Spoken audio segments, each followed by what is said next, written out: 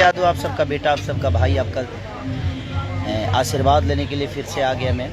Reason एक बहुत ज़रूरी रीज़न था, इसलिए मुझे लाइव आना पड़ा।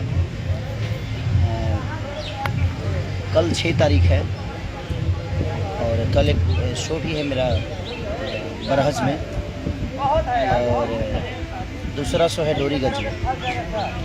अब 2 शो है एक्चुअली, अब एक ही डेट था और दोनों लोगों को खेसारी ही चाहिए था, इसलिए मुझे ये दोनों शो को मैनेज करना था, ताकि सबके मैं यहाँ भी अपना उपलब्धि दे दूँ और लोगों का प्यार पालूँ।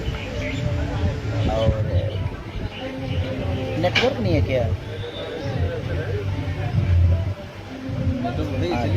आ रहा, रुक के नेटवर्क आ रहा। तो कल एक मेरी बहुत खूबसूरत फिल्म रिलीज़ होने वाली है, शादी हो तो ऐसे, जिसके डायरेक्टर हमारे लाल सर हैं, लाल बाबू पंडित, जिन्होंने मुझे लेकर जिला चंपारण से लेकर कुली नंबर 1 से लेकर राजा की आई की बारात भी बनी है।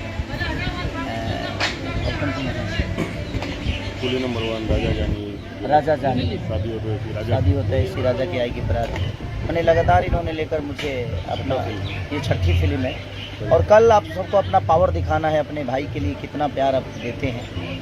तो कल एक सिनेमा मेरा रिलीज़ हो रहा है।